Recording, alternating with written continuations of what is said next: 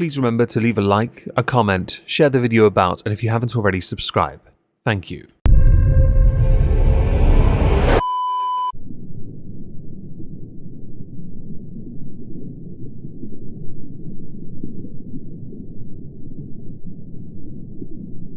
Well, isn't this just fantastic?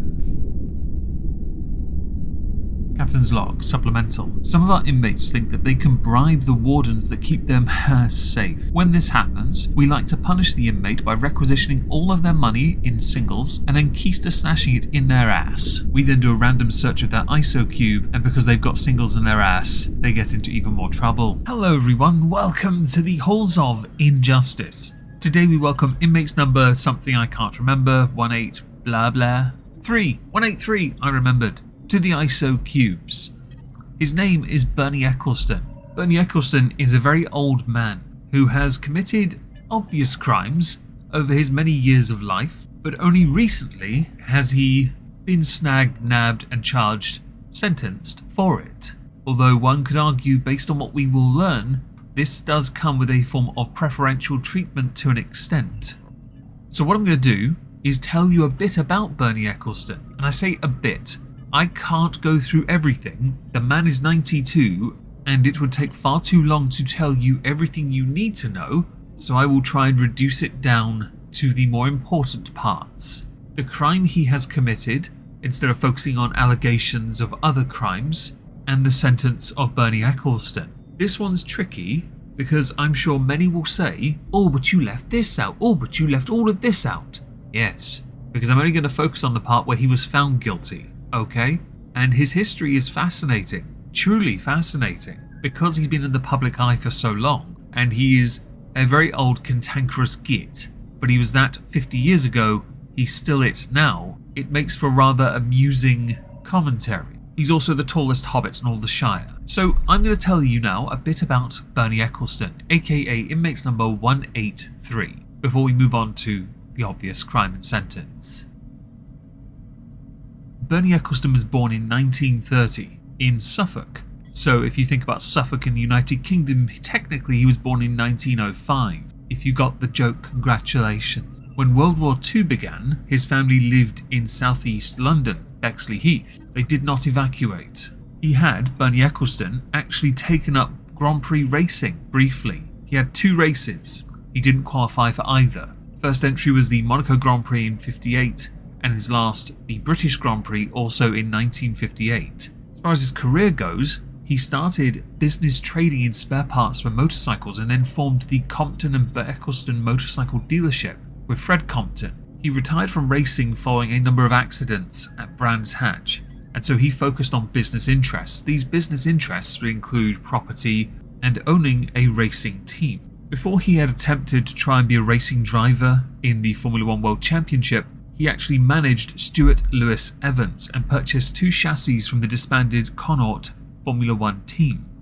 A friendship with Roy Salvadori led to him becoming a manager of the driver Jochen Rindt and a partial owner of the 1970 Lotus Formula 2 team. The other driver of that team was Graham Hill, father of Damon Hill. While he was investing in Formula 1 teams, he was also investing as a car dealer in Mercedes. This is a lot of where his money came from. When he bought a Formula 1 team off of someone else, the team was called the Brabham team, he focused after realizing he wasn't doing as well on the Formula 1 side. Instead, he abandoned the highly successful custom car production business established by the original owner.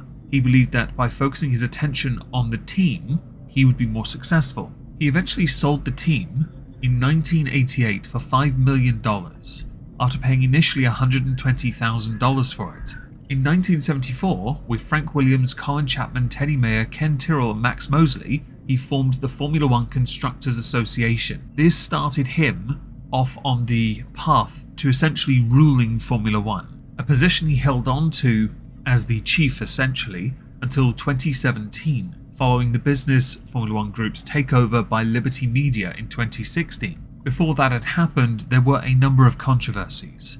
The US Grand Prix was a great example. The loss of Silverstone as a venue for the British Grand Prix in 2008.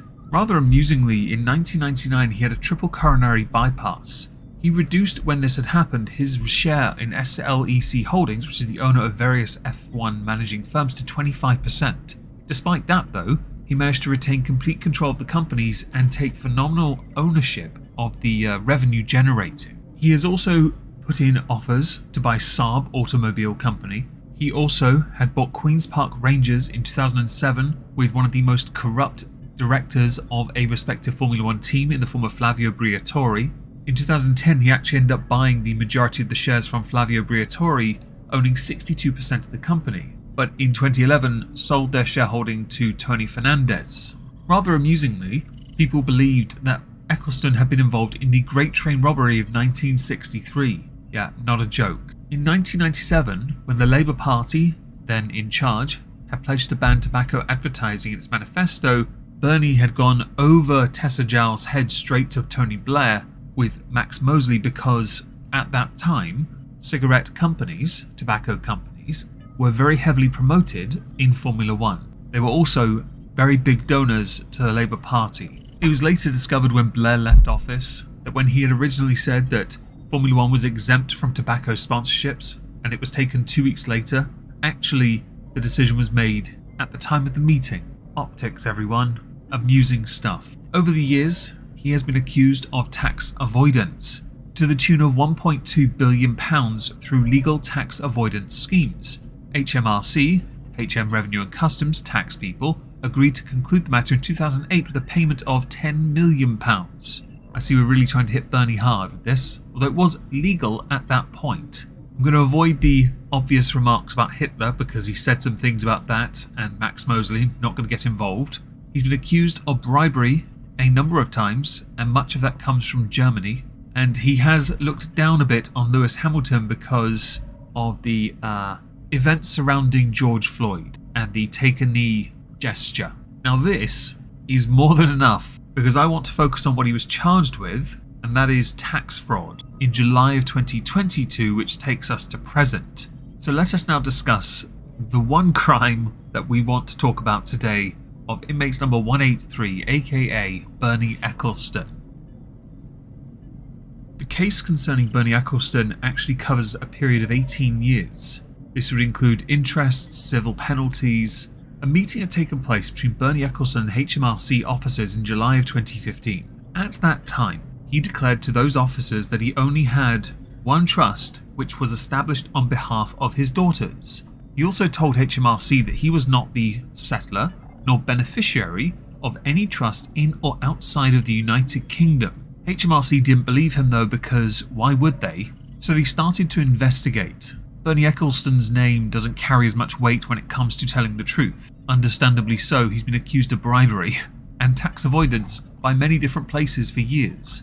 And again, the 1.2 billion thing, yeah, nah. HMRC though, over a period of time, managed to find that this was a complex and worldwide attempt by Bernie Ecclestone to deceive. So his answer was inaccurate. What didn't help Bernie Ecclestone was, for somebody that was in absolute control of so much for so long, he didn't seem to know how ownership of the accounts in question was structured. The accounts in question were in places like Singapore, an account, a trust even, that held more than £400 million. On the 11th of July 2022, 2 weeks after an interview on Good Morning Britain, Bernie Ecclestone was charged with fraud by false representation by the Crown Prosecution Service.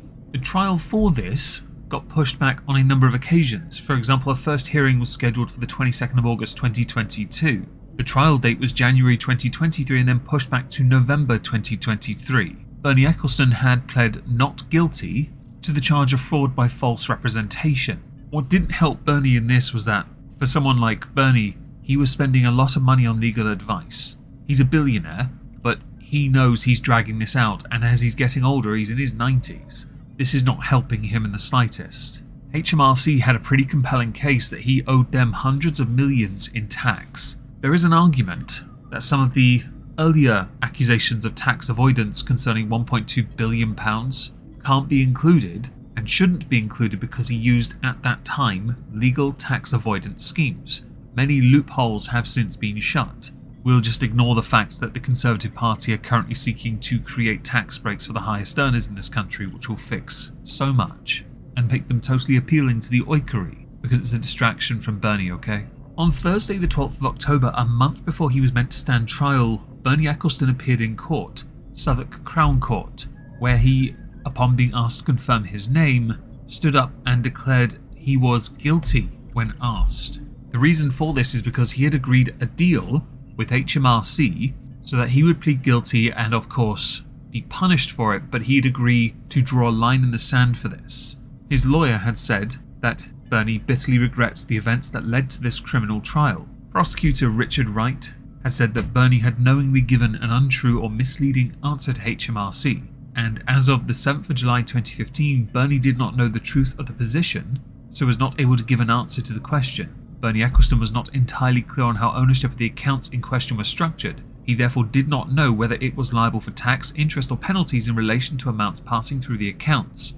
Mr. Ecclestone recognises it was wrong to answer the questions he did because it ran the risk that HMRC would not continue to investigate his affairs.